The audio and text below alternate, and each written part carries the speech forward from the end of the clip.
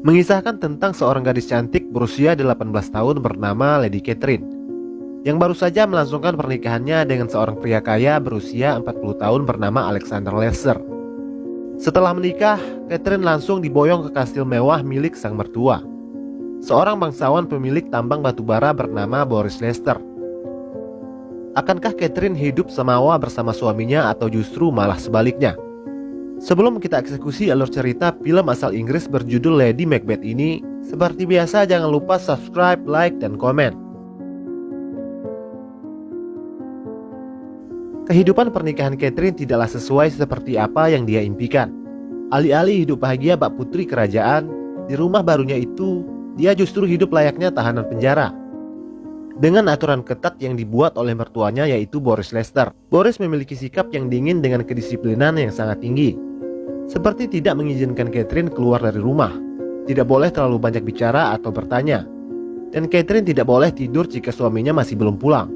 Sementara Alexander justru selalu pulang larut malam dengan kondisi mabuk berat. Sehari-hari Anna hanya berinteraksi dengan pembantu rumah itu, seorang wanita kulit hitam bernama Anna. Belakangan baru kita tahu bahwa Alexander tidak pernah mencintai Catherine. Dia menikahi Catherine karena dipaksa oleh ayahnya, agar Alexander segera bisa memiliki keturunan. Tapi bagaimana bisa memiliki keturunan?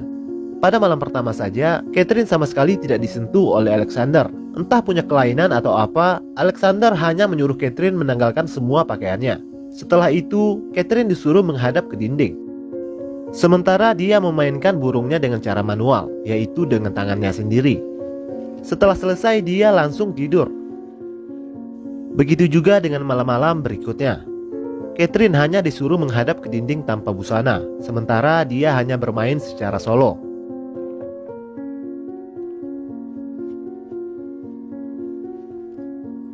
Face the wall.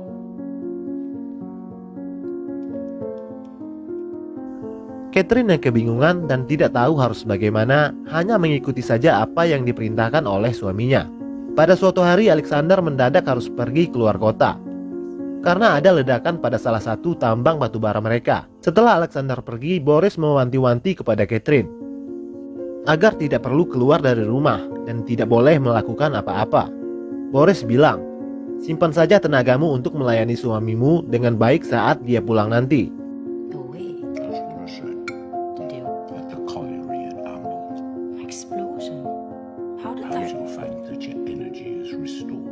Setelah suami dan mertuanya pergi, Catherine yang merasa kebosanan karena tidak ada teman yang bisa diajak bicara dan tidak punya kegiatan apapun selain hanya pergi ke gereja pada setiap hari Minggu. Diam-diam dia keluar dari rumah, berkeliling di perkebunan kapas yang sangat luas. Pada suatu hari Anna tidak datang ke kamar untuk melayaninya seperti biasa. Lalu dia memutuskan untuk mencarinya di luar rumah. Ternyata Anna dikerjai oleh tukang kebun anak buah suaminya. Anna diangkat dan ditimbang layaknya hewan ternak. Melihat itu Catherine marah dan memerintahkan para tukang kebun itu untuk menuruni Anna.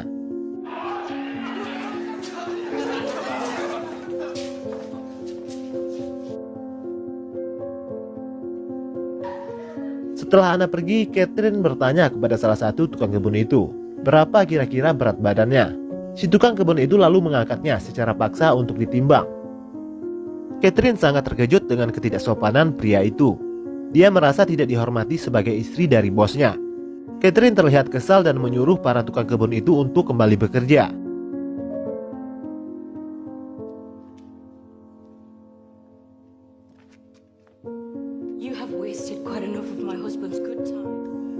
Di dalam rumah, Catherine bertanya kepada Anna, siapa nama pria itu?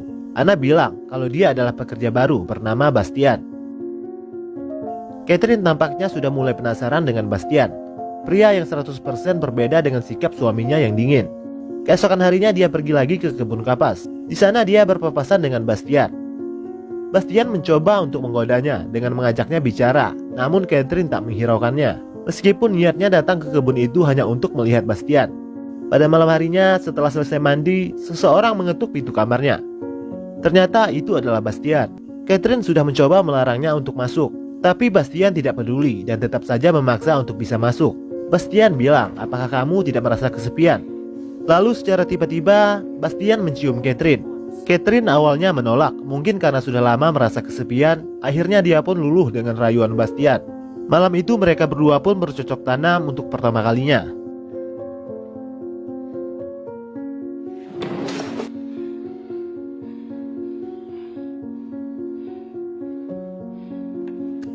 Keesokan paginya melihat Catherine tidur tanpa pakaian, Anna tampaknya sudah mulai curiga bahwa ada yang tidak beres. Catherine yang tadinya pemurung berubah menjadi ceria. Setiap hari secara diam-diam Catherine dan Bastian bermantap-mantap setiap ada kesempatan. Dia pun sudah jarang pergi ke gereja, hingga membuat seorang pastor kepercayaan keluarga Lester datang mengunjunginya untuk menanyakan hal itu. Rupanya diam-diam Anna memberitahu si pastor kalau Catherine menyelinap keluar rumah diam-diam tanpa sepengetahuan suaminya. Catherine tampak kesal dengan pengaduan Anna itu. Suatu hari Anna melihat Bastian menyelinap masuk ke kamar Catherine. Dari lubang pintu kamar, Anna menyaksikan sendiri mereka berdua sedang berhubungan intim. Saat sedang mencari jamur di hutan, Bastian menghampiri Anna. Anna seolah ingin mengingatkan Bastian akan hubungan terlarangnya dengan Catherine.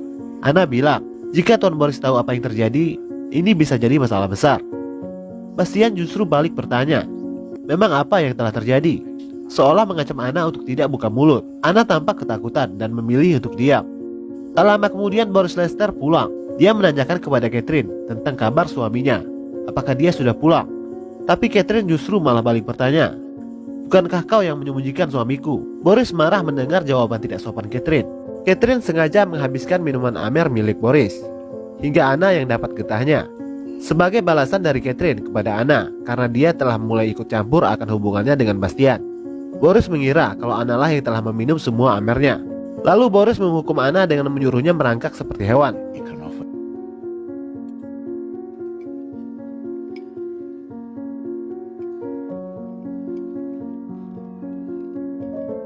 Singkat cerita, Anna memberitahu Boris akan hubungan terlarang Catherine dengan Bastian. Boris yang marah besar mencambuk Bastian berkali-kali dan mengurungnya di kandang kuda.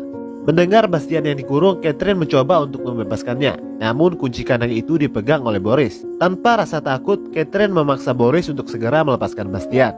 Namun Boris malah marah besar dan memaki Anna dengan kata-kata kesat. Do you have any idea of the damage that you... He has made that impossible. Catherine sekali lagi menyuruh Boris untuk segera melepaskan Bastian. Namun sekali lagi Boris marah besar dengan melemparkan piring ke arahnya. Lalu dia masuk ke ruang lain dengan membawa piring makanannya. Dari luar, Catherine mengancal pintu ruangan itu dengan kursi agar Boris tidak bisa keluar. Kemudian Catherine menyuruh Anna untuk duduk dan makan bersamanya. Secara terpaksa Anna menurutinya. Dari dalam ruangan terdengar Boris sedang meraung minta tolong karena kesakitan. Rupanya minuman Boris telah diracuni oleh Catherine dengan bahan jamur yang dicari oleh Anna. Anna mencoba membuka pintu itu untuk menolongnya, tapi Catherine melarang. Setelah Boris tewas, Catherine lalu menyuruh Anna untuk memanggil dokter. Sementara itu dia mengambil kunci dari Boris untuk melepaskan Bastian. Setelah jasad Boris diperiksa, dokter bilang kalau Boris tewas karena penyakit lambung yang dideritanya. Anna yang menyaksikan kejadian itu tiba-tiba menjadi bisu karena syok. Mulai hari itu dia tidak bisa lagi berbicara sepatah kata pun. Catherine mendapat surat dari Alexander bahwa dia tidak bisa pulang ke pemakaman ayahnya.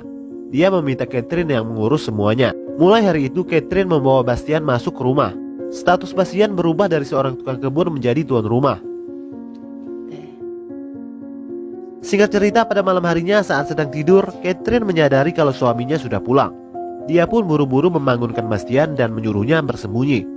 Bastian ketakutan bukan kepalang, sementara Catherine malah mentertawainya. Tidak ada kekhawatiran sama sekali di wajahnya dengan kepulangan suaminya itu. Saat di kamar, Alexander heran melihat tempat tidur dengan 2 bantal. Dia juga menemukan sebuah sabuk ikat pinggang pria.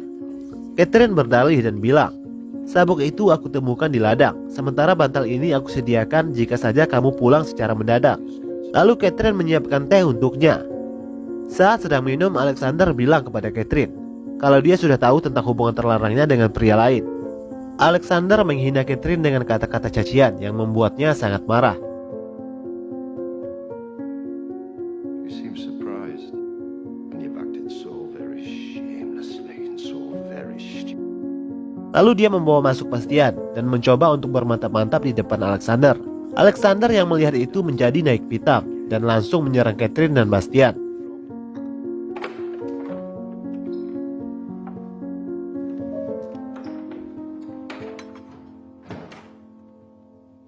Setelah bergelut cukup lama, Alexander akhirnya tewas, dipukul oleh Catherine dengan besi berkali-kali.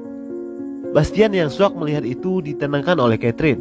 Lalu jasad Alexander dikubur di hutan bersama dengan kudanya yang juga tewas ditembak oleh Catherine. Esok harinya mereka berperilaku seolah-olah tidak terjadi apa-apa.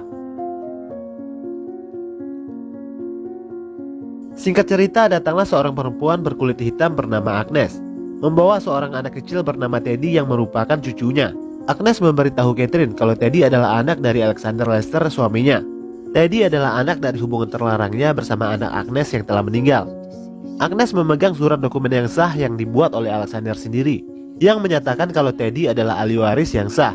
Teddy tampaknya mulai menyukai Catherine. Dia bilang kalau Catherine adalah gadis tercantik yang pernah dia temui. What is it? He says you're the prettiest lady he has ever seen. Secara terpaksa Catherine menerima Agnes untuk tinggal bersamanya untuk menjaga Teddy sampai dia berusia 18 tahun. No, you'll be used to smaller spaces from your days in your tiny house.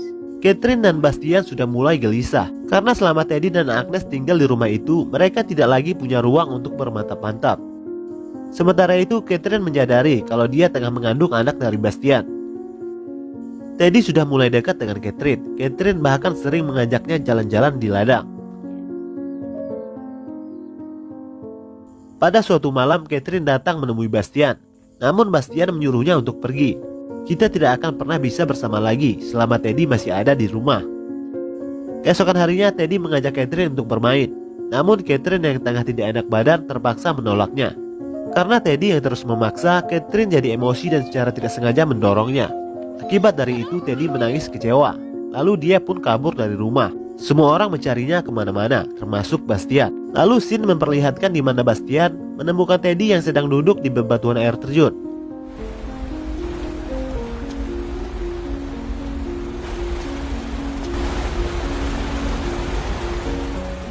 Lalu scene berpindah lagi di mana Bastian membawa pulang Teddy yang dalam keadaan lemas. Agnes yang melihat orang asing masuk ke rumah dan memegang cucunya marah-marah kepada Bastian lalu mengusirnya keluar. Melihat itu, Catherine tampaknya tidak suka melihat kekasihnya dibentak-bentak oleh Agnes. Dia pun pergi menyusul Bastian. Bastian mencoba untuk pergi dari rumah itu. Dia tidak terima dipermalukan oleh Agnes. Catherine mencoba menahannya. Catherine meyakinkan Bastian untuk bersabar sedikit lagi dan berjanji kalau semuanya akan segera selesai. Lalu Catherine kembali ke rumah dan menyuruh agar Agnes beristirahat, biar dia yang gantian menjaga Teddy. You need some rest and he'll need you when he wakes up. Lalu menyuruh Bastian untuk masuk. Kemudian Catherine membekap kepala Teddy dengan bantal. Sementara itu Bastian membantu memegang kakinya, dan Teddy pun tewas karena kehabisan napas. Bastian merasa ketakutan dengan apa yang baru saja mereka lakukan. Namun sekali lagi Catherine menenangkannya dan menyuruhnya untuk keluar. Di hutan Bastian menangis karena menyesal telah menewaskan Teddy.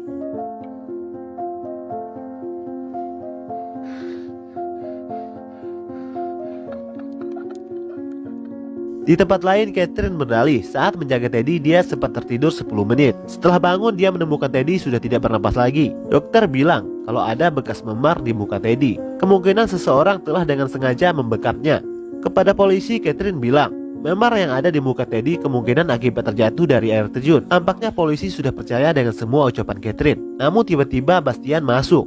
Dengan menangis karena menyesal, Bastian membuat pengakuan kepada polisi kalau Catherine lah yang telah menewaskan Teddy. Begitu juga dengan Boris dan Alexander, dan dia juga ikut membantunya. Bastian bilang kalau Catherine seperti penyakit yang menjalari tubuhnya. Aku selalu menuruti apapun yang dia mau.